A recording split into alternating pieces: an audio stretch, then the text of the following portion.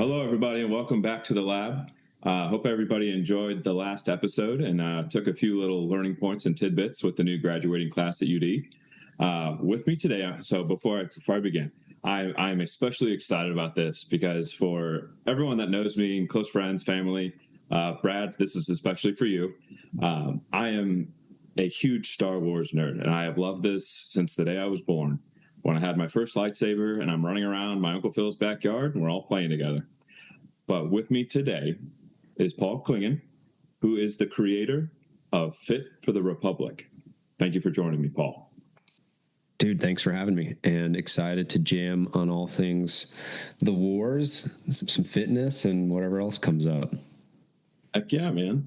So a little bit of background about how I found Paul was one of my buddies had basically sent me, I think it was one of your Instagram reels, and the first thing I see is just a clone trooper helmet, which immediately ensnared me. I was like, all right, I'm going to look into it more. And then I think I spent like an hour and a half just going through your reels and your page, and I'm like, I got to reach out to this guy. This is going to be so much fun. And so Adam, if you're listening to this, thank you again for leading me to Paul, because now we get to have this awesome conversation. So Heck yeah. Thanks, Adam. So leading off, all right, how did Fit for the Republic originally start, and what made you want to combine Star Wars themes with fitness content? Okay, cool. I'll try and give the quick and dirty version, and then we can expand on different elements. So 2021, I would have gotten engaged, and it really triggered this insecurity in me of, am I good enough to be the husband to my now wife? And I never grew up, I guess, let me take a step back. A lot of people's fitness journeys is, hey, I was overweight, or I struggled with X, Y, and Z. And then I, learned macros or whatever. And that's what helped me overcome.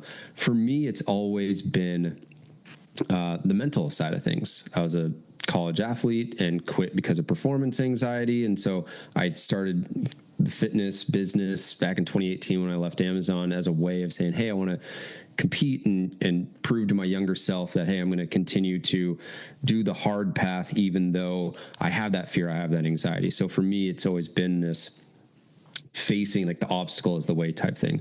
So that's a little bit of context there. I told you I'd give you the quick and dirty version, and here I am going the background. But it, like I said, it really triggered this, man, am I good enough for this woman? It was a big identity shaker for me. And so it led to me being in this kind of dull rut for a few weeks, and I didn't want to work out. I wasn't motivated. And I had this 501st helmet, which is up behind me still. And so I would just put it on and pretend I was Captain Rex. And I would ask the question, what would Captain Rex do? And if you grew up at all, it probably would have been the 90s, 2000s. There was the What Would Jesus Do bracelets. But there's also a book that my mentor showed me or sent me called The Alter Ego Effect. Todd Herman's a performance psychologist with a lot of athletes and entrepreneurs and performers. And this whole concept is, all right, you don't have it today, but what does the version of yourself that shows up in the arena as courageous, confident, whatever a leader does do? And it would just instantly snap me into, oh, well, Paul doesn't have today, but Captain Rex would be courageous. He would be disciplined. He would be relentless. Captain Rex is a leader, so I'm a leader. And it's what we do as kids. We put on the Batman suit, and Batman doesn't give up, so we just keep hammering away at things that we would never do. But that kind of triggered this whole idea. I was like, well, man, what if I was this clone trooper character? And I made my first YouTube channel called The Trooper Transmission, and it was all about lore. And I was this trooper that was telling stories from the battlefield and weaving them into personal development. And so I was this trooper masquerading behind the scenes. And for a while, I would make lore videos. I think I got to like 25,000 subscribers. And yeah, it was right when shorts came out. So I would just tell a story of ARC Trooper 5s, or I would tell the story of the Nexu Beast. And I'd be like, no one knows the story of how the Nexu became one of the most devastating creatures in the Petronaki arena, and create these huge open loops. And then the algorithm loved it because it would keep people on for 60 seconds. Because like you and me, we want to know, how does this beast terrorize the Petronaki arena on Geonosis? So anyway, I started doing that. And then it just kind of started to bleed into fitness, to where at the same time was I'd gotten done with High Rocks, and I didn't want to. I was kind of faced with two paths. I could go the route that a lot of guys in their 30s go, where it's, I need to get the PRs and the best times and prove to everyone on the internet and ultimately myself that I'm good enough. And I think that was something that I realized, hey, I'm chasing these marathons and different events as a way to get validation from others as opposed to actually doing it for myself. So I just had this binary. What would I do if no one knew that I did it? And initially, no one knew that I was filming workouts in a 501st helmet. And I was just trying to ask the question, what would a 501st trooper train like? If they were trying to get ready for battle and they just had dumbbells, how would they train? And so I made a 30-day, filmed 30 days, 25 minutes, upper body, lower body conditioning workouts. No one on the internet was asking for it. My wife didn't even know. This is actually kind of funny. My wife didn't know that I was doing it. She would just see me come up super sweaty after I would film it down in we have like a storage unit basement garage, and I'd come up super sweaty at like 8 p.m. She was thinking, what is this? What are you doing? You never sweat this much working out. I was like, I'm just trying something new. I film, edit all 30 videos, upload it to YouTube in a mass dump. And then I posted it on Instagram, and Instagram and YouTube deemed it worthy. There's a bunch of views on the workout, millions of views on the short on Instagram, and I got like 2,000 subs in a day. And so I was at dinner with my wife, and I said, hey, babe, you know that thing I've been doing like down in the basement? I was like, I got to be honest with you. What I actually was doing, I was filming this workout series, and here's like how it's doing. And she just looked at me. I remember because we were having a glass of rosé together. She's like, it's weird, but keep doing it. And so anyway, that is awesome. It really just came from the idea of what would I do if Instagram didn't exist? And then I ended up putting it on Instagram. And because it was something that I actually was authentic with, I think it really resonated with people because it was just put out to be helpful. It was put out to be fun. And a lot of people found it accessible because it's much easier and more fun to train for the Republic and pretend like you're fighting clankers than to go and barbell front squat when your back hurts. So that's like the story and the background to it. Oh, I love that, man. I mean, coming upstairs, sweating bullets, like, hon, what are you doing? Just let it play out. Yeah. Oh, I love that. That is so awesome. Yeah. And so, I mean, and what were we gonna say? No, I was gonna say, and so like in a way, it started because of a pain that I went through. I think at the root of anything that I do content wise and or different businesses I've done has been, hey, I had this struggle. How did I overcome it? Here's what I found helpful. But it was also just answering the question, what flag would I fly if I didn't care what people thought? And so like, cool, I don't care. And initially I was really nervous to post it because there's a lot of guys that I've met in the fitness industry who would have looked at it and they probably did. And they're like, has Paul lost it? Has he just gone off the deep end? And sure, maybe. But I also kind of look at it as one of the first things you would have got when you did your NSCA or ACE or whatever certification is meet your client where they're at. And a lot of clients are at Comic-Cons and at happy hour and at, the video game center, and they're not at the gym. So I was like, hey, let me enter your world. That's awesome, man. It's you've almost turned fitness into like a game where it's like you gamify something, you make it more enticing, you pull to the interests of what people want, and then what most people will see as like a chore becomes something that they want to keep pushing and striving for, which is awesome. Yeah, 100%. That is wicked. I love it, Paul. I love it a lot. Well, and to that point, when I made that first one, my brain went to there's a video game or computer game called Star Wars: The Old Republic. It's an MMO. And yeah. Okay, cool. So you get it.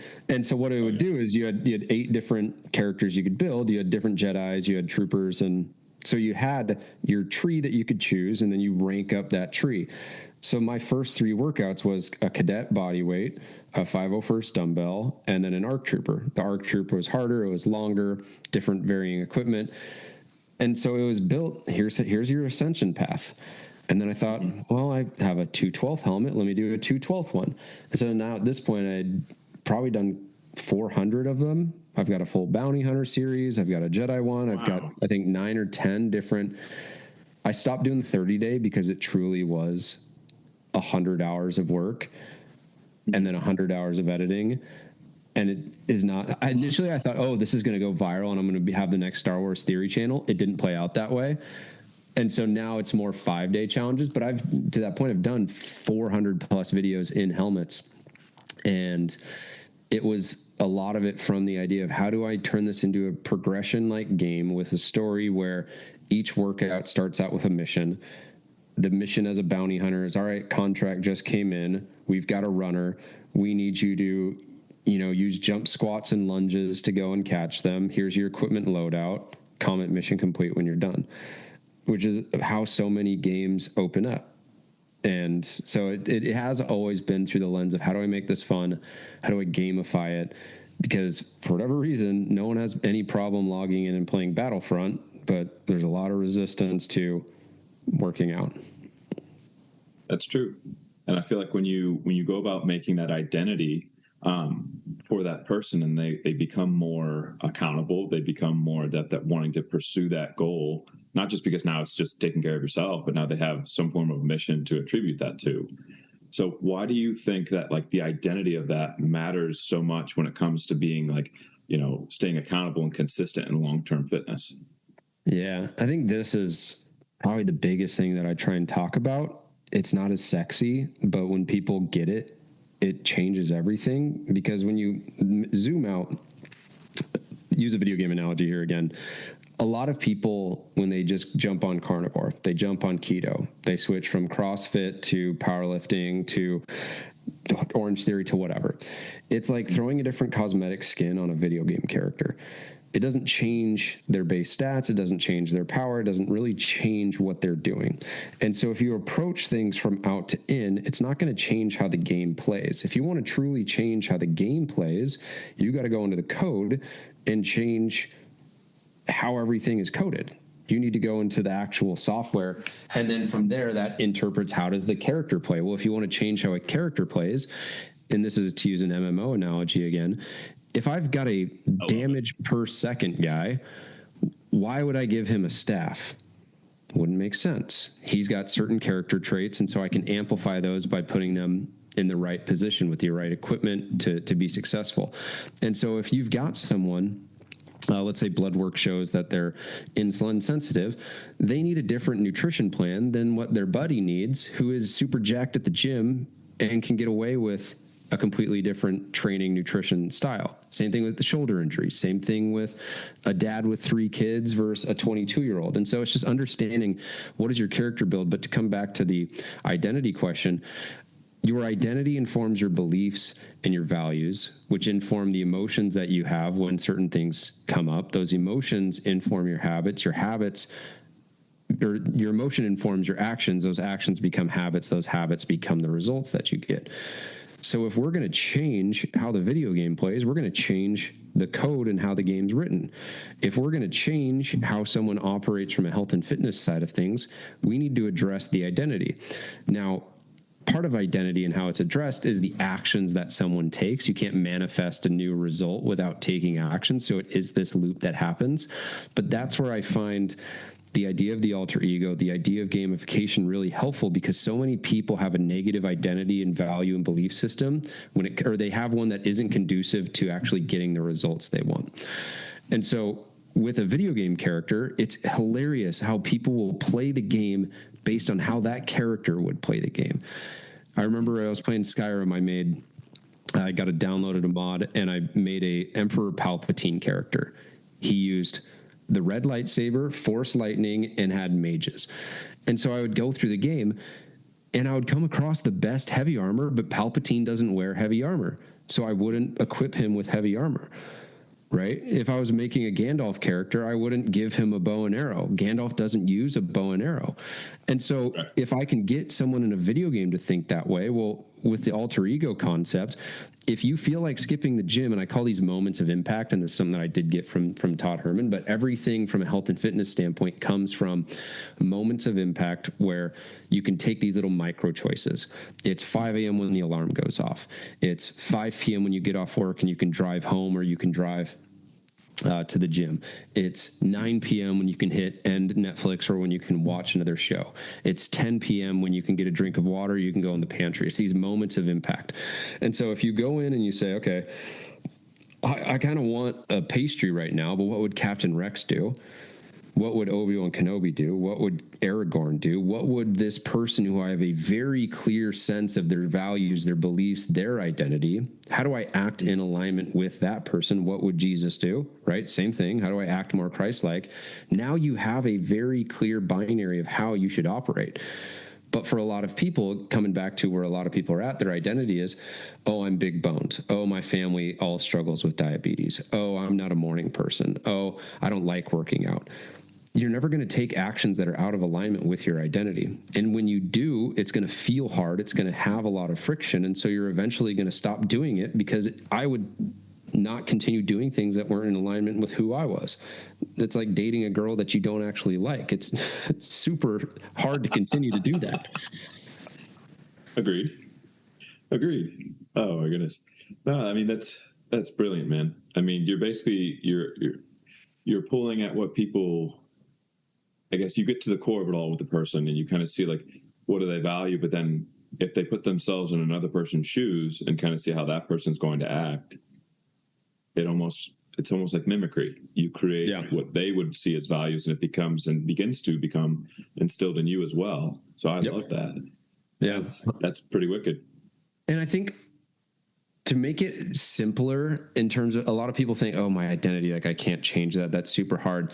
It happens all the time in very quick situations. When someone signs up for the military and becomes a Marine, now they act as a Marine does. All of a sudden, their values, their beliefs start to really shift very quickly. My wife, we just had boy number 2. When a woman becomes pregnant, they might drink and have glasses of wine, but instantly their identity is, okay, I am pregnant. Your identity is always whatever follows I am. So with being pregnant, if I am a good mother, I don't slam wine every single night. Habit changes instantly. Another example of this is anytime someone puts on a sports uniform. When you become a Yankee, or when you become a Michigan Wolverine or an Ohio State Buckeye, there's a certain standard that you hold. And so as soon as you put on that uniform, I am a Buckeye, Buckeyes operate a certain way. You might have had a certain level of operating when you were a high school athlete, but now when you enter that locker room in that stadium, this is how we operate. And so a good example of this is when you put on a uniform, or when you have a symbol for who you are, now you like, this is how we do things. And it becomes very hard to do things outside of that, because again, you have a very clear system and structure for here's how you operate. I like that, because it's almost simple to the point where like anyone should be able to do that. And that's where, how do you go about when you have that person who maybe is struggling with assuming that identity? So kind of going into our next question then, how do you find that they begin to resonate with that? Like with what you're trying to put out, like what are we doing that then allows them to step into that role? Yeah. Like who is struggling with that? How do you help that person who is maybe not able to immediately identify with that? Maybe like the self-doubt, or the, I'm not a Captain Rex, or how do you help them through that? Yeah. And that's one of the hardest things to do, because let's say someone starts working with you. You get them for an hour as a personal trainer. I remember, having an hour with guys in Seattle, and I'm trying to change all these habits, and I get 1 hour with them, maybe twice a week, and then they got the other whatever. And so environment plays such a big role in your identity. And I think one of the hard things, and this is the work that the individual has to do, is unwiring what is identity that they have from what their environment has put on them. Because your environment speaks your identity over you a lot. A lot of times it's friends saying, oh, you're just the fat friend. right? And it's maybe not communicated that way specifically, but I'll talk to a lot of guys on coaching calls or consultation calls, and they're saying, hey, I want to lose weight. I've always been the fat friend. That's their identity. They're the one in the group that is funny. They're the one in the group that is, it's the single guy or whatever. Like, that's the environment that's been curated for years with their friends. Same thing with family. I remember this was a couple of weeks ago, and this really struck me. My son was trying to get up the slide. He's 22 months old, and he's not strong enough to get up the slide. And there was this kid sitting there about 9-10 years old who was sitting at the base of it. And he was trying to get my son to go up the slide. He's like, come on, you're strong enough. And I'm like, no, he's not. He's little. He can't get up, but you could climb up that slide. He says, no, I can't. I'm too weak.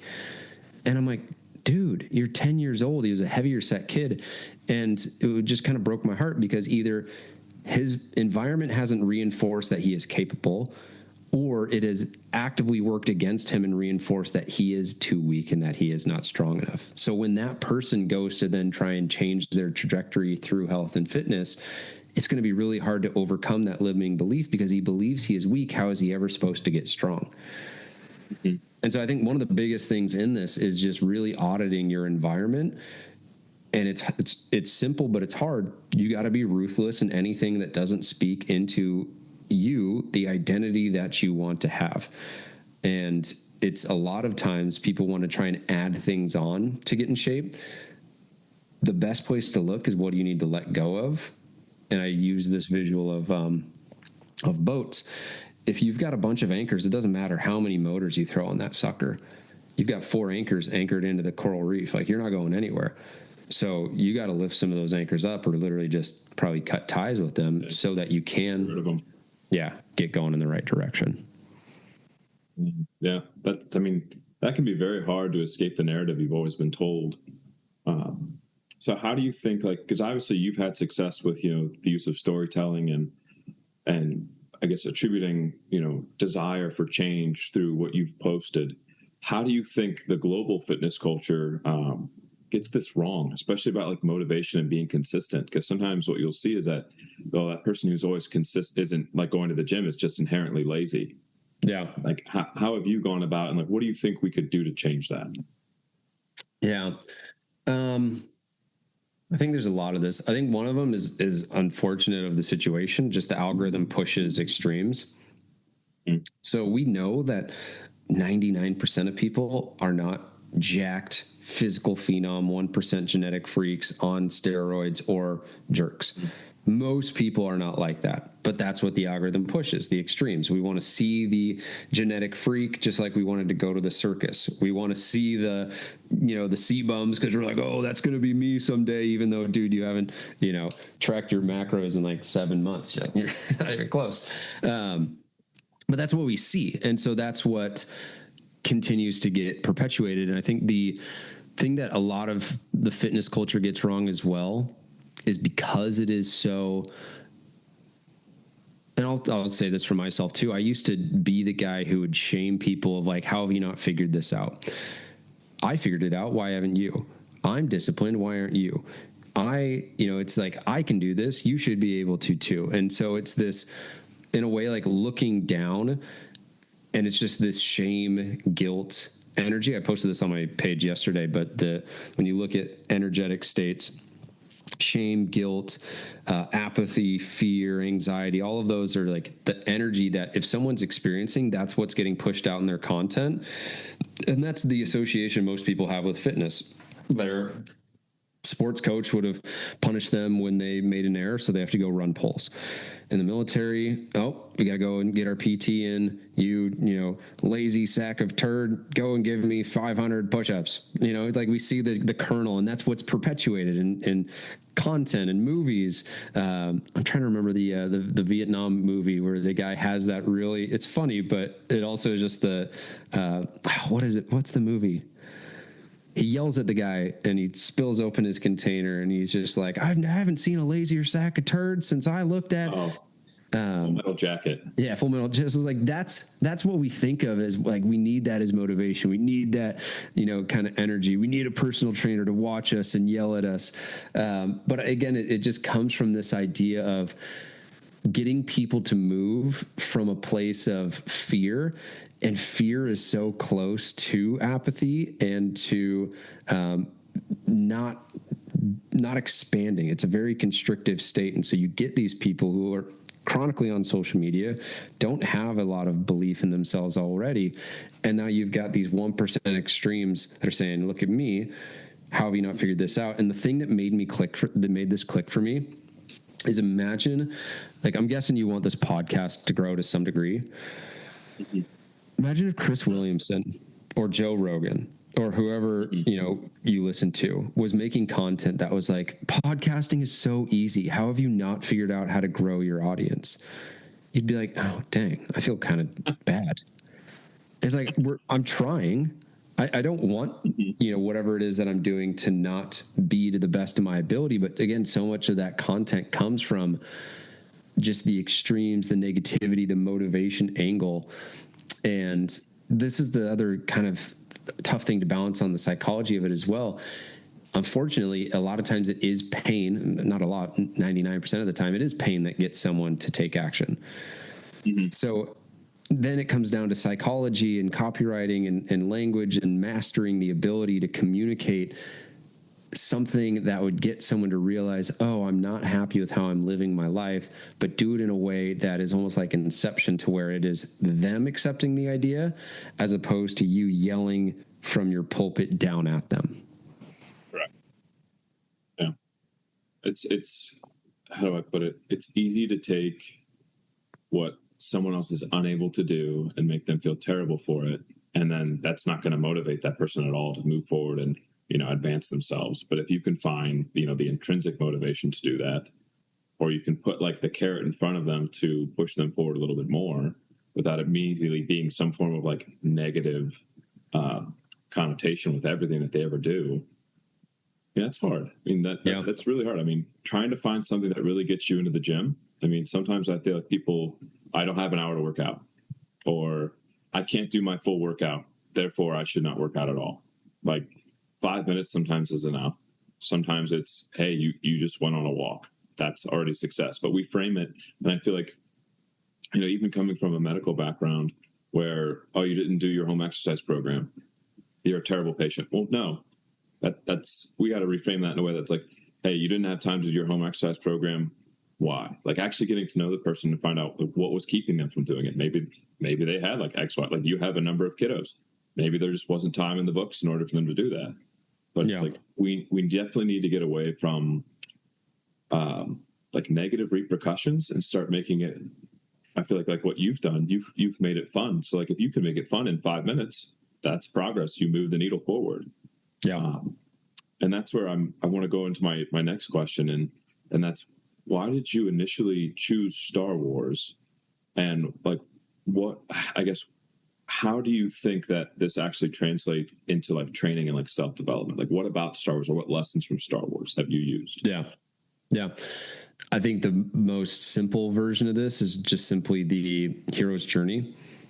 If you study that cycle that someone has to go through in the hero's journey, that's what Luke goes through. And that is literally what a fitness weight loss journey is. Same thing with running a marathon, same thing with hitting a PR in the gym.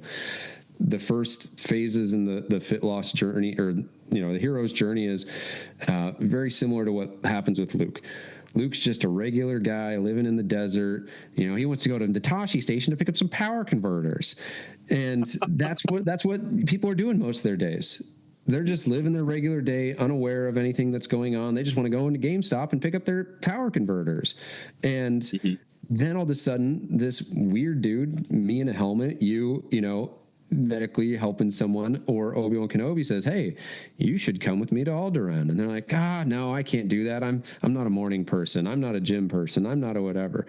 Right? Luke actively tries not to answer the call to adventure several times. How many times in someone's fitness journey are they saying, that's not for me. I don't have time. I'd love to, but I got to go on vacation. I'm busy. And then eventually Luke hits the moment where he realizes, crap, if I stay where I'm at, I'm screwed. He sees Uncle Owen and Aunt Beru burnt to a crisp. He sees the Tusken Raiders, Sandcrawler just absolutely smoked. And for a lot of guys, that is, I'm pre-diabetic. I didn't think it would get this bad. This photo of me actually is me not flexed, sucking in my gut. Maybe it is as bad as I think. And so then they meet a coach that can take them on the fitness journey. Obi-Wan's like, all right, dude, you want to come with me to Alderaan now? He's like, okay, sure, fine. And so someone starts a fitness journey.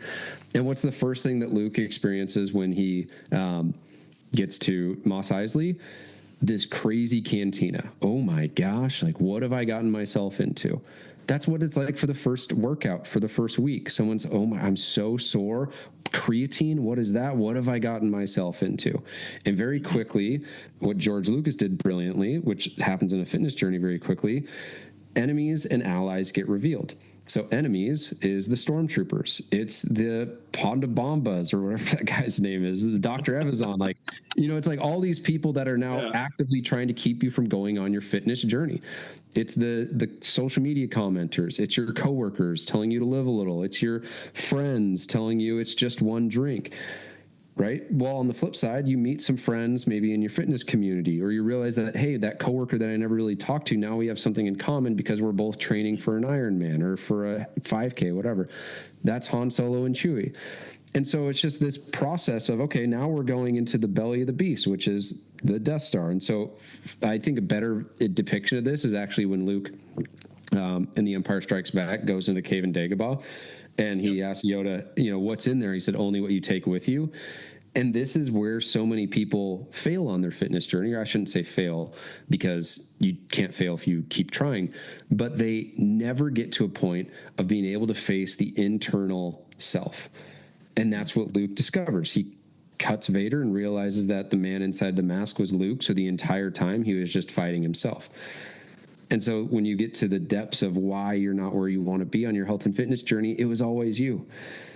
You were always the one stubbing your own toe. You were the one putting the blockers on your path. And so then you continue and go, you go through this cycle. And what's really cool about this, and that I see, with guys that actually do finish this cycle, you overcome that. Through coming out of that, you come away with like a takeaway. And in the hero's journey, they call this, it's like the elixir or the sword or something. I forget exactly. But now you come out, you finally, you use that new tool to slay the dragon. So that might be hitting your all-time low, fitting inside your wedding suit, getting that PR in that half marathon. That it's like you did the thing, but it took you overcoming that inner cave, the Death Star, to be able to do so. And now you come out on the other side, the hero. And this is when your friends then go and say, oh my gosh, Lou, how did you do it? And they don't see the entire half of the movie, of your journey, where you had to go through the second act, which is, the work at the end of the day. So this is something that why I love podcasts, because I actually get to like talk about this in depth, but I just see it as literally the same exact thing. And if you can just every time you feel like not starting, realize that you're being a whiny Luke that wants to stay a moisture farmer instead of being a Jedi Knight. Like, figure it out, dude. And every single time you think that it's something else that's stopping you, just realize that it's your own self beating you in the form of Darth Vader, which again is, I think, another brilliant thing of the light and the dark side. Every day we step in the arena and it is a battle against our shadow self. Whether you want to use the Bible, whether you want to use the shadow self, which is, who's that philosopher guy? Can't remember. Anyway, George Lucas, it's just, there's the shadow self, there's the hero self. The shadow self wants to keep you small. Darth Vader and the dark side wants to keep you in fear. The devil wants to keep you enslaved. Whatever frame of reference you want to use, that's what you have to face every single day. And that's what takes courage. That's what takes showing up when you don't want to. And when you do that enough, I believe it's a sliding scale. Star Wars Theory was talking about this with Vader and Anakin. You never fully eliminate the dark side. You never fully vanquish the devil. You never fully vanquish your shadow self. But the more you win in the arena, the more you get that slider to 99-1. But you never snuff out Anakin. You never snuff out Vader. They always have a little bit in them. And that's the battle where if you do not stay vigilant, you'll start to get those little weeds that show up in your mind, and that shows up in your habits. And then you start to slip. And the next thing you know, you've gained 40 pounds when you were in the best shape of your life. It was just not staying vigilant, not sweeping the floor, and allowing that sliding scale to come in more and more and more. And you created more space for Darth Vader. I love this. I'm not going to lie. So now whenever I have a patient and they come in, I'm going to ask them 3 questions. What was your burning sandcrawler moment that brought you in? Yeah. 100%. What is your cave on Dagobah? And what is your, victory or blowing up the Death Star moment? Like, what do you want to achieve? Kind of a thing. Yeah. But what's cool is when you build that trust with someone, or someone is able to be honest or aware, there always is a moment when they come in. They pull their back playing with their kid. Their buddy makes fun of them with their golf swing, and they're like, okay, that's it. That's the final stand. So that's the final straw. And that's the moment that brings them in. And then from there, it's like, okay, now we got to do work. And again, for so many people, the cave on Dagobah is a lot of times the thing that they don't think they need to look at. That is this belief that they've held for so long that they wouldn't even think to question it, because it's how they've operated for so long. But because they've operated that way for so long, that's why they have the result that they have, which again is like the hard identity work at the end of the day. Love that. So like with the group that you've kind of created, my next question would be, so obviously, Wrecker has Clone Force 99, Luke had Han and Leia and Chewie. In your organization, your group, like, what is the dynamic? Like, is it just you and a client, or is it more along the lines of like, you have this organization, everybody pushes everybody, everyone is moving the battalion forward, the 501st together kind of thing? Yeah, I really try and allow the community to do not necessarily the heavy lifting, because I will work with everyone that I work with one-on-one. I'll have face-to-face time with them here, because I think there's always a sliding scale on services, but being able to actually speak to someone and help them understand the nuance and educate of carbohydrates, for example. No one's going to sit through a course, and no one, you know what I mean? Like, people can watch videos. Like AI exists. So you've got to be able to give them the nuance. You've got to be able to challenge the limiting belief, because otherwise ChatGPT is going to say, yes, have that cake. It's not carbs, it's alignment. You know what I mean? And ChatGPT, balance. AI is just going to reaffirm what you want it to say anyway. And so that's where the art of coaching comes in, because then it's, does this person need to be pushed, or does this person need to be called out? Does this person need to be, hey, like, you're being too hard on yourself. Like, you're doing great. You're 7 pounds down over the last month. You're not in a plateau, good sir. Just because your weight went up for one day over Memorial Day weekend. But to your question, the community, that I think is what so many people are missing. Again, we'll use sports teams, for example, we'll use military squads and units, or you could use church. When you put yourself in an environment where everyone has a similar set of beliefs, it becomes a room with the thermostat set at 90 degrees. You're going to cool yourself up or heat yourself down based on the environment that you're in. So the guys that I see get the best results are the ones that are engaged in the community, are sharing their wins, or supporting other people, because it gives them 2 things. One, belief that the thing that they're trying to do is possible, because they can go and see 20 other guys in their state or in their region, or that are dads or that are military or whatever, that have done what they're trying to do. But then they can also see people struggling and realizing, oh, I don't need to be perfect. This idea that no one has any struggles is not real. So now it kind of lowers the pressure of perfectionism. And so to kind of tie the loop on this, what I'll do with guys is when they join, they get a CT number. So now they're clone trooper, blah, blah, blah. At 10 workouts, they get a call sign. The call sign is going to be built based on their personality, where they're from. So we had a guy, long-term member, he's from Pittsburgh. So his call sign's Steel. So he's Colonel Steel, or now he's Commander Steel because he's ranked up, but his call sign is Steel. He is Joe, but Steel shows up, gets his workouts in, and at this point he's now down, I think 70 or whatever pounds. But that's awesome. Is now like the new identity he has. When he wants to hit snooze, and I'll get so many guys saying this, when that alarm goes off, I say, what would CT 3039 do? What would Colonel Steel do? What would Commander Inferno do? Whatever. And so then from there, now I also give him a squad. I've moved away from the squads. This is more in the weeds, but it's hard. It's so hard to get people assigned to squads to all evenly participate in challenges that I'll do. Mm-hmm. Because every squad's going to, like, the top 10% of every squad, the top 10% of every community is going to be the super user.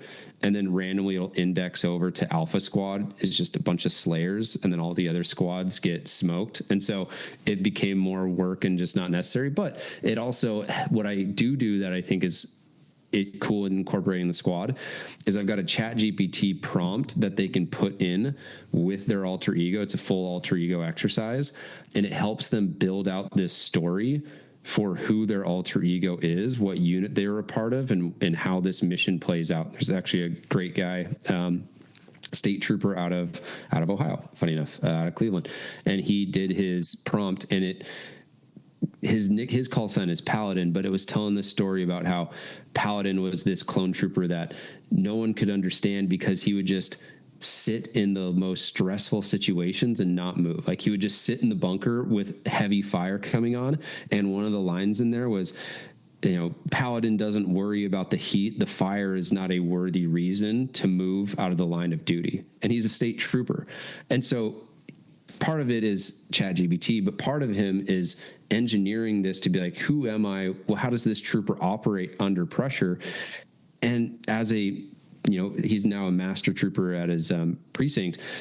That's kind of what you got to be as a state trooper, right? Like, under fire, stressful situations. That's not a reason to give up on your duty, even though it is stressful, it is crazy. And so it's cool to see people really take the call sign, the trooper number, run with it, and then the community all have the same thing going on, so they reaffirm that. Which, again, if you're using church or using the Marines or using sports teams, you get a bunch of guys doing the same thing, reaffirming, hell yeah, you're a good Marine. Hell yeah, you're a good first baseman. Hell yeah, like, God loves you. I guess the different situation in that. But community is super important because it reaffirms, hey, we all have the same beliefs. Hey, you're doing this the right way. And it just increases. Same thing with a video game. It increases with the buy-in. It helps with the immersion, I think. That's awesome, man. In terms of, I guess, more of a question for you personally. Out of the Star Wars universe, what do you identify with the most? Like, what do you see yourself as? Like, when you're doing your workouts, what are you? Yeah. This is a really interesting question. I'll answer it now. Obi-Wan for my favorite character. I also really like ARC Trooper Jesse, but more of it is tied to, I think, his armor is sick. So I just love that he's got nice drip. But the character traits of Obi-Wan Kenobi align a lot with mine because he was tested in every way possible for the dark side, yet he stuck true to his path. Everyone quotes Anakin as having lost 3 women, and that was his fall: Padme, Shmi, and Ahsoka. And so when Ahsoka fell, that was or I guess Padme, but it's like those are all the things that kind of turn him to the dark side. Obi-Wan lost Anakin, Qui-Gon, and Satine, if we get deep into the Clone Wars lore. So, like, the dude had loss as well, but he didn't use that as a reason to then give into his fear. And there's a really cool, I always butcher this quote, but there's a story metaphor that people will tell of 2 kids. One becomes an alcoholic, one never drinks. And they say, why do you drink? Well, because my dad drank. Why do you not drink? Well, because my dad drank. And so it's like the same stimulus for both kids. They chose different paths because of that. And so Obi-Wan Kenobi's character stayed true to his path despite those challenges, whereas Anakin went the other way, and Anakin had his storytelling reasons for that. But I love too that his background is he's a Jedi Guardian, and when you get into his form, it's a defensive form, so it's very much a protector energy. I also like blue. Color blue is cool. And so there's things like that align with my identity and what I value as well. If you ask me my favorite movie of all time, it's Gladiator. So Maximus as a character is another alter ego type mindset that I try and have, where for him, it was never about glory and taking over Rome. It was like, hey, I just want to go back to my family at like the end of my shift, even though his shift was being this amazing general. And so like that energy with Obi-Wan's energy, those are things that I vibe with. The thing that I find super fascinating is I'll always ask people who their favorite character is, and it tells me so much about their value system and their identity. And the guys who I see do the best, this isn't always the case, are Obi-Wan Kenobi or Captain Rex type people, where like they have this sense of like they resonate with honor, with duty, with integrity, with leadership. And on the flip side, I'll occasionally get other guys who are like, yeah, I love Darth Bane. And I like never hear from him again. And it just, yeah, it's just it's super, super interesting to see what people resonate with, because they're in a way communicating how they see themselves. That's cool. And that goes right back to that mimicry. This is getting more and more fun the more I learn about you, Paul. Yeah. I should probably share this more on social media and take my helmet off. So that leads into my next question then. Like, when you're trying to make content and you're trying to go about like your daily business, how do you keep it from becoming, because obviously right now it's exciting, it's fun. How do you keep it that way? How do you keep it from becoming just another day?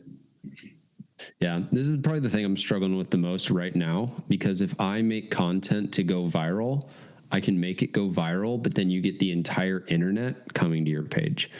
And then it doesn't land when I want to go and talk about identity shifting and some of the deeper stuff. And so for the last 3 years, I've been able to make content that gets people to say, haha, this is funny. Haha, I like this. But that's a lot of times a different person than someone that is actively looking to make a change. And just through sheer volume, I'll get it. But I'm working on trying to figure out, how do I have Star Wars be an element of me, but not the whole thing? Because there are other elements to me. There's my background as an athlete. There's the other hobbies and interests that I have. And I truly believe Star Wars as a framework is a great framework, like I said, for the hero's journey. And the idea of like, you're going from a cadet trooper to a commando. What do you got to do with that? Well, a cadet doesn't track their nutrition and eats intuitively and still struggles. A commando has data. A cadet, never pushes themselves in the gym. A commando knows what RPE 7 and 8 is. And it's just like, you can create that kind of storytelling that way. But anyway, to answer your question, I think the biggest thing is always to be authentic. And this is again, so hard for creators. This is what I want to make. I don't care if anyone else likes this. A lot of times that has gone viral because I'm thinking this is the funniest thing that has ever came into my brain. I must put this out. If you've ever seen the skits of me pretending to be anabolic and Swolby 1 and having this battle, yes. That's what Adam sent me.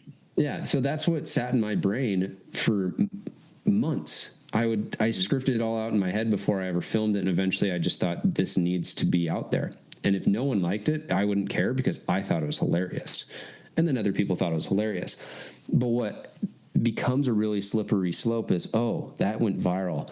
Let me make a part 2 because everyone liked that and they want a part 2, even though I don't feel compelled to do that.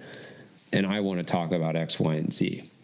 And so in the past, my strategy was very much how many skits can I do? And then I would bleed in some fitness stuff.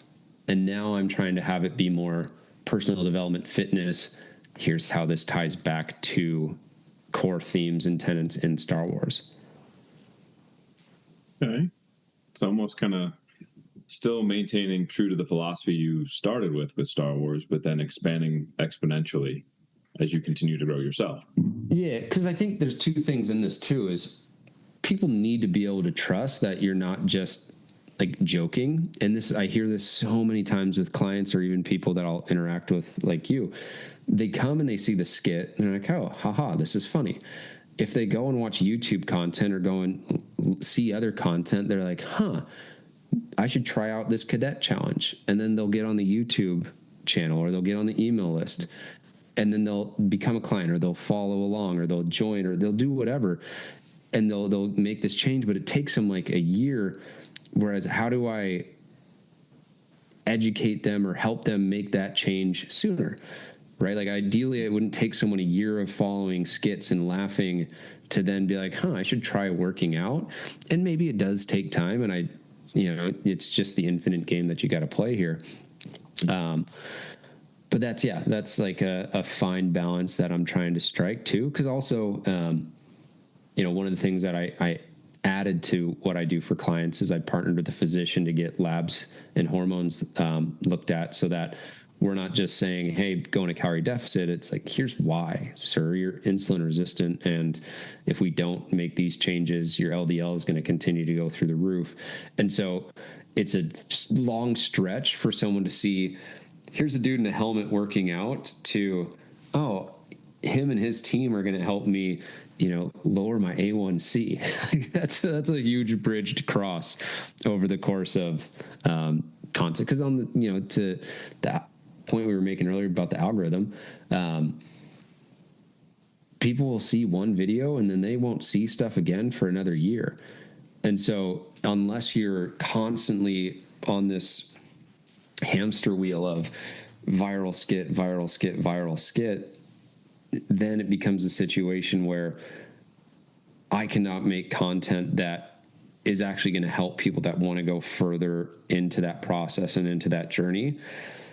And also transparently too, from like a growth standpoint, I want to be able to grow in what I'm interested in. When I started the page, I didn't have any kids, and then I had a kid. Now I've got 2 kids. Well, I would expect anyone's content to change going into that season of life, because it's different values. And also I just frankly can't release content as frequently as I did before kids.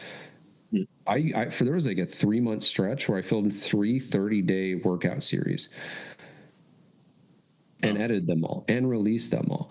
So over the course of 90 days, like 90 videos on a YouTube channel that were workout and edited themselves. I could not do that in 90 days with one. Now I've got a video editor, so it maybe it'd be easier, but coming back around to the whole thing, like without letting it be gimmicky, it's gotta be authentic. And if I get less views, I'm fine with that. I can always repost a funny skit and it'll do its viral thing. But I think I made a choice, because I mentioned I had that lore channel a while ago, and now it just kind of sits dormant. I made a choice where I said, hey, I get more fulfillment out of helping people than just making more lore content. There's no shortage of lore content. And, like people do need entertainment, but also at the same time, they need less numbing and just mindless scrolling. So it's like, how do you find that balance? Sense, I guess. So my question to you then, like, how do I frame it? With the way that you've gone about trying to expand, like obviously with how everything's changed in your life, and as your channel's grown, now obviously you prioritize particular aspects of your own life as an example. What do you think would be like the full list of services that like obviously what you're offering right now? So like you're appealing to the Star Wars masses, you're appealing to those who want to make a change in their life. What is Paul's, I guess, plan for like what else would you like to include? But then what would be like a 5-year plan? Like what do you want to do like as a whole? Yeah. Well, this is actually something that I'm really close to being able to do. One of the members of the community is a 501st. He's got several armors that he's had done with him and his dad. And so I paid him to make me my own armor, which would have taken me years to figure out how to have the space to do it right. So I was just like, hey, like, could you do this for me? He said, yeah. So I've got a full suit of commando armor that he's built, and he's going to send it probably in the next month or 2, or just whenever he can.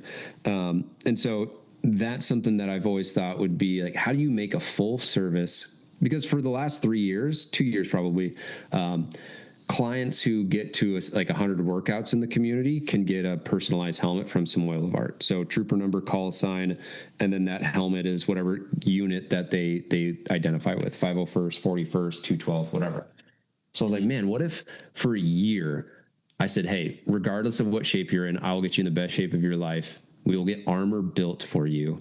And at the end of the year, you'll be able to wear a fully customized suit of armor for your alter ego, and literally like from Bruce Wayne to Batman, this mother effer, so that yeah, like I think that would be really cool. And so that's one of the things that I'm working on right now. Like you asked 5 years, I don't think that would be 5 years, but I think the other thing too that I want to be able to do with this is more live events. Like community in the age of AI is going to be so important. I've done two events with the community at Star Wars Night, and then we did the GalaxyCon in Ohio. So figuring out a way to do live events where we get together, guys bring their helmets, and it's like a men's personal development get together, but we all just rip the original trilogy and swing lightsabers in the forest in Northern California. Like that's so sick. That's a thought that I've had for a long time, because there's all these businesses that do retreats. Well, what if there was a retreat that you could go on in Norway, and you'll get to live out the the Battle of Hoth and watch Empire Strikes Back underneath the Northern Lights, and like that would be pretty sick.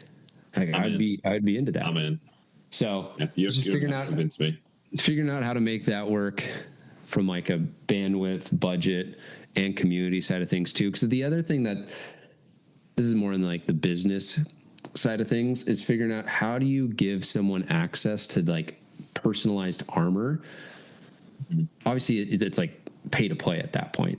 I can't just do that for anyone who joins the community. I also wouldn't want to do it as a raffle. Hey, if you do this challenge, you could win a raffle for armor. Like I want it to be something that you have to earn. Mm-hmm. And you have to like go through the gauntlet, just as if you were a clone commando. Not like 1% of people are going to make it through that training. So how do you create something that works for the community, works for the finances, the budget, but also works through like the video game lens of, dude, not everyone gets this golden dagger that's a legendary tier. Like only 5 people have this. This is an exclusive item. So anyway, that's just stuff that I'm thinking about on my end as well. That'd be cool, man. You could even do like almost like you get someone gets to a particular tier or setting or whatever you would scale it as. You could have someone does like a fan fiction comic, they get written into the story somehow. Yeah. This actually, to answer that other question, I was just talking about this with a client. So I live in like right at the base of a mountain in the Cascade Mountains in Washington, and with this Clone Commando armor, one of the things that I've really wanted to do is do you ever play D&D? Yeah. Oh yeah. Okay. So using this armor, get like a high school student to film me as B-roll and cutscenes for a really immersive video game workout where I film workouts by the river, by the lake, in the mountain, at the top of the mountain, all over this area in the woods.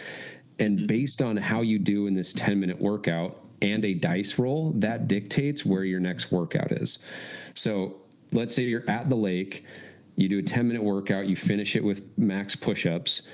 There's 50 enemies in this battle. If you do 30 push-ups and roll a 20, congratulations, you took out all 50. You get to go to the next battle at the other side of the lake. If you don't, you need to retreat and you need to go down to the river and do the other workout. And so it's this workout that unfolds based on your performance and based on the die rolls, using essentially like a Star Wars fan film creative mixed in. Does that make sense? Yeah, no, Paul, that sounds like so much fun. Yeah, it sounds like a lot of work, sounds like a lot of fun, but then, yeah, go to Utah and the Moab and have another thing play out, and now you're on a Tatooine type planet, and then go to Hawaii and now you're on a Scarif type planet. Like if money weren't an object, that's probably what I would do with my free time, is just film awesome D&D Star Wars workouts in armor and have it play out like Halo, where your ship crashes and you're the lone survivor and you've got to get off this planet, but first you got to defeat the locals, and boom, in come the local syndicate that's coming to investigate the crash, and you're just the lone clone commando trying to survive. Dude, this sounds just, I don't know if you remember these books. Do you remember it was like, I think I was like 8 or 10. It's like, as you read the book, you got to make the decisions for the main character of the book. And then it played out a different storyline. I have to see if I can find it. I bet my mom has them. Yeah. They were awesome. It increases the replayability as well. That's one of the things that Mass Effect did really well, is everyone wanted to get the different story based on what happened in the first game. And then the second game was impacted by the first, the third was impacted. And so now you can play the game multiple times. You could do the workout game multiple times in that sense. So, oh man, that going to Norway and doing D&D Star Wars workouts, that's in the 5 years, and getting clients a full suit of armor. I think that would be sick. That's 3 very enticing prospects. Yep. 100%. So if you have someone who, like, what would be like just words of advice for someone who is just starting, or maybe like, where could they find you? Like, what would be like the best place for them to reach out? They're having difficulty, maybe physically, mentally, professionally. Like, what is the best place to reach Paul? Yeah. I mean, Instagram is going to be the one that I'm most active on. There's a Paul Clingan YouTube channel that's a lot more of the education. And then I have a bunch of workouts on Fit for the Republic. So I distinguish the two just so the algorithm wasn't thinking this is just free fitness workouts and then this is a deep dive on insulin resistance. But Instagram is going to be the best route there, and then you can find me there. Fitfortherepublic.com is going to have the link to set up a consultation. And then to your other question, like, where would someone start? There's so many different ways to approach this. So I'll just go back to what I was talking about with the boat analogy, is just get out a piece of paper, write out what do you need more of in your life, what do you need less of, and what do you need to keep doing. And you may not know the answer, but I think that's one of those things where so many people get stuck not taking steps forward because they think they need to know the answer. We'll use exercise, for example. A lot of people don't lift weights because they're worried that they're going to get hurt, but then they don't exercise because they're worried they're going to get hurt. And the thing that would prevent them from getting hurt is just doing some exercise. And when it comes to skill acquisition and getting better form, you only get better form by doing the thing. And so, yeah, don't load up 225 pounds and start your first bench press, but go do some push-ups, go do some bench press, and you're going to improve there.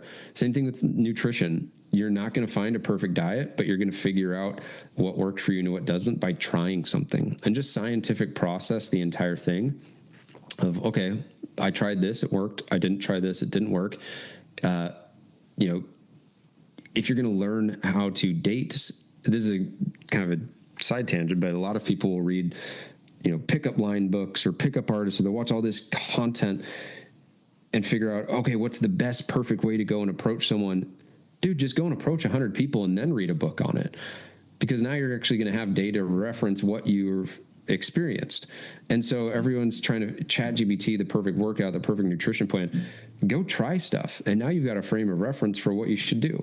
I would tell someone who's 18 years old trying to figure out what to do in life, go travel and do a bunch of random jobs and then figure out based on that what you get fulfillment out of, versus deciding at 18 that you're going to be a banker. Right? You know what I mean? Like, yeah. People put so much pressure on needing their first thing to be the perfect thing.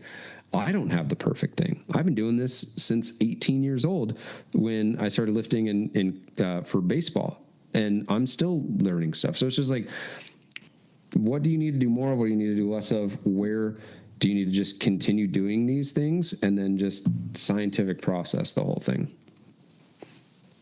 I love it, man. That's awesome. So, final question. If you had to choose one Star Wars movie as your favorite, absolute favorite, except for the sequels, they don't count. They don't count. They don't count. 1 through 6. What is your favorite? Part of me wants to do some sort of like Attack of the Clones is my favorite, because I do truly find myself watching that a lot. And actually, I'm gonna answer Revenge of the Sith, but I'm gonna make a case for Attack of the Clones. Okay. and really just like the prequels in general. Star Wars, wars amongst the stars, battle between good and evil, the Jedi, the Sith. You see more of Star Wars, Wars in the Stars, in the prequels. The thing that everyone loves, lightsabers. You don't see more lightsabers than you do in the Petronaki Arena in Attack of the Clones. Like, that's a cool battle.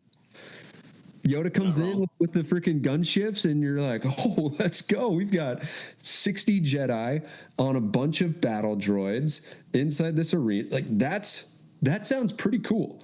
If you were to just have the movie just be that, minus, like random slugs trying to take out Padme and the Trade Federation or whatever.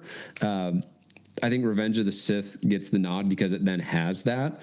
But then it's also sad at the end, and I think Across the Stars, from just a song standpoint, absolutely slaps. So, but then you can make it like A New Hope is, if you could only keep one, I would keep A New Hope. Oh yeah, I would agree. So, if you could only keep one, you keep the original text and you get rid of everything else. If I have to sit down and watch one with my son, we're watching Revenge of the Sith because he likes lightsabers. He calls them dadas. He's seen me wear the helmets enough. Then when we go in the garage and he sees the helmets, he goes, ooh, dada. And he has his little Mandalorian helmet. So he loves that one. Awesome. But it also has the most blasters, battles, and lightsabers. So it's kind of just lowest common denominator. How do we caveman get this guy to watch? He's just lightsabers. So Revenge of the Sith, it's got good memes. But I do stand by Attack of the Clones as being underrated. Okay. I'll accept that answer. I like that answer. It's a good one. Yeah. I saw this the other day. It probably wasn't the other day. It was probably like 6 months ago. But you can rearrange so many of the Star Wars movies to be like Attack of the Clones is the Revenge of the Sith. The clones attack and wipe everyone out. That's pretty attacking of the clones. And like you flip around Revenge of the Sith, that could be The Empire Strikes Back. That could be, Phantom Menace could be Revenge of the Sith. Phantom Menace, you could slide into the sequels. I am getting to this point to where I'm now just going to start to be unapologetically that the sequels, I've always thought the sequels were bad, but the more I watch Hollywood destroy film, the more I realize that Rian Johnson should never make a movie again. Yeah, I agree. They're just terrible. I mean, if you watch the lightsaber fights in the sequels, it was hard. It was just really hard to watch. Just to do that to a character. And I think one of the things that actually made me think about this the other day, this dude made I don't even know who it was, so I'm not going to name who it was, but he was basically trying to make the argument that the Mandalorian Luke that we see at the end of season 2, episode 8 was not in alignment with canon, and that he was too OP and it was blah, blah, blah, blah, blah, blah. And I'm just like, where is all this new age dumb takes coming from? Like, Star Wars is good and evil. The Sith are bad. They're not misunderstood. They didn't come from a bad family. Like, the Sith swallow planets, destroy lives, kill people, and do it for power. Like, the Sith are bad. Why are we trying to like mental gymnastics our way into, oh, well, technically the Jedi weren't that good because they took children and they did this. Like, George, they're the guardians of peace and justice in the galaxy. Were they flawed? Sure. But we're doing all this mental gymnastics to figure out why the Sith aren't that bad and muddy the waters there, and the Jedi were actually the problem, and the Separatists were the good guys. And it's like, okay, sure, yeah, they're trying to separate from whatever, but it's like, the Jedi are the good guys. It's literally at the core a battle of good and evil. You don't need to overthink it. That's rant over. But no, I agree with you. I mean, the storytelling of it all, like, if you want to go back, I mean, I don't know if you really got into Legends like back in the day, but like you could go back and look at all of the different lore, all the different things, and you look at the Sith for so long have been nothing but just bad news. Yeah. And then we muddied the waters so much with these new movies. It's like, please just non-canon these things. Please. Yeah. I can't deal with it. Luke hates the Jedi now. Kylo Ren he was a bad Sith, but now he's a good Sith.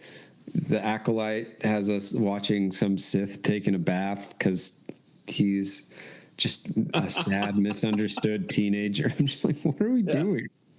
We get a terrible glimpse at Darth Plagueis, and you're like, nope, this can't be him. Just like, yeah, what is this? Or like bleeding the saber crystal, like,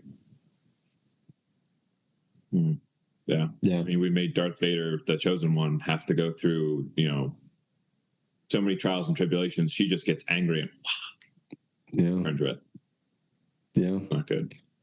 I've made this a video before, but we get so mad that Rey was able to become super powerful with no training. And then I'll tell my clients, I'm like, why are you getting mad that you're not getting the results that you want after not putting in the work? If you're going to get mad at Rey for becoming the Jedi that she is. So does it require work to become good, or do you want to just Rey your fitness journey? And they're like, sorry, back to being consistent. I love it. Back to being accountable. Yep. So I have a Clone Wars question for you then. Favorite battalion? It's not the 501st. What's the one I'm trying to think of?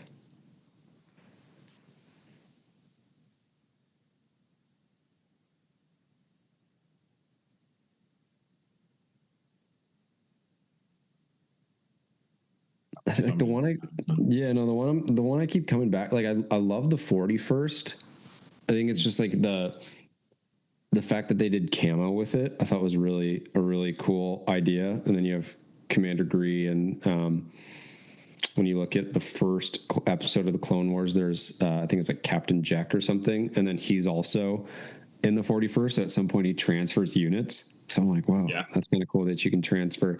I think the 41st is probably my favorite, just from like a color standpoint. You got the camo standpoint. There's also one of my favorite levels on Battlefront, where you just sit up in the Wookiee whatever platforms and snipe down at the people, and then your base gets overrun. So you're like, crap, now I gotta go and save the base. Gotta run away.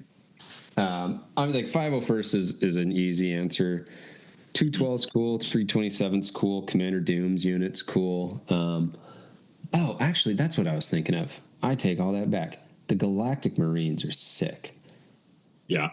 That's the one I was thinking of. 41st too, but the Galactic Marines, Commander Bakara, and just it's essentially a snow trooper in maroon. Mm-hmm. Yeah. And they have the giant miniguns, or at least in the chain guns, and they just machine gun people. So yeah, Galactic Marines, 41st definitely, and then there's some other like smaller niche ones. There's got the 187th, the 91st, the what's the one from the video game Jedi Survivor? Oh my goodness, Calcastus. It's the Iron Battalion. I think it's the 14th. So yeah, you got the 14th, 442nd, 332nd. There's a lot of good ones, but Galactic Marines, I kind of like don't blame them for blowing Ki-Adi-Mundi away. It's like, if I was going to blast a Jedi, I would blast Ki-Adi. That's too funny. So I think my favorite's probably the one on 4th. I like Commander Wolf. Yeah. He's always been a favorite. Yeah, that one's a solid one. It's cool too. The front of, I don't think it's everyone, but they'll put the little wolf icon on the front of the helmet. That's pretty sick. Say when they had that as an unlockable skin in Star Wars Battlefront, I was like, "Yep, sign me up. I want all those." Yep, that was the best. But I don't remember. Is that Plo Koon was the Jedi linked with that one? Mm-hmm. Okay, I could not remember that first. Yeah, I feel like we could talk about Star Wars for hours. No, it's making me want to get back to some of the lore stuff. It's just tough when you got two kids and there's only so much time in the day.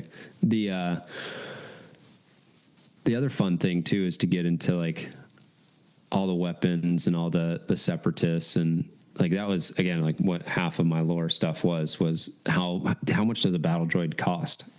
How much did a Octuptara droid cost? You know, like what kind of gas did the DC-15 blaster carbine use? And it's like, dude, I don't know. Stop. I've got like all these complete visual dictionaries behind me, and there's this setting in notes on your phone. You can take a picture of the text. So that was like the first Genesis. I would just take a picture of this. Like, did you know in Coruscant there's these weird worms that would get intertwined with the cables, and it was this like cable tapeworm, and it's apparently an animal in the Star Wars universe that sucks the power and energy out of the cables. And I was like, there we go. That's content. Sounds like a Minoc. Oh my God. Yeah, exactly. I would just make content out of that. And that's kind of how this all started, where I would just take the most minuscule stuff and figure out a way to talk about it for 60 seconds with open loops of, you're never going to believe what's hiding inside of the crypts on the Coruscant's 1313 level. And there you go. There's your hook. The hook. Oh man, that's awesome. Well, Paul, if you had one final thought for the listeners today, what would you say? I think have more fun. There's a frame that I saw someone post that I've been trying to come back to because I've gotten away from it a little bit, but just how do I make this fun? If you're at the DMV, how do you make it fun? If you're, driving in traffic, how do you make it fun? If your kids are crying, how do you make it fun? A lot of times the answer is just adding music, dancing, or making silly noises. But if you're working out, okay, this sucks. How do I make it fun? And next thing you know, you're going to be working out in a helmet or swinging a long sword like Aragorn. And it's not even, because think about this. If you're going to do cardio, probably is not the most fun to go and run on a treadmill. If you go and do it outside, that's more fun. If you do it chasing a soccer ball, that's more fun. Or a basketball, that's more fun. Or a football, that's more fun. Now, if you do it in a game, you're not thinking, oh, I hate cardio when you're in the middle of the final quarter. You're like, this is the best thing ever. So there's just tiers to how do we make this fun? And I think solve for making it fun before you try and solve for optimal joint angles and lengthened partials, because if that's what you're worried about, then you're probably already really consistent. And if you're not consistent, you shouldn't be worried about that. I love it. That's wise words to end on, Paul. So guys, I appreciate everyone listening in and sitting and talking with me today, Paul, taking some time out of your day. But if you guys are looking for more content, you guys want to go see more of Paul, go to Fit for the Republic. That's on Instagram, YouTube, and he has his own website as well. I'll put a link in the description below. Paul, thank you again for joining me, my friend. Yeah, thank you. Appreciate you. We will see you guys in the next episode.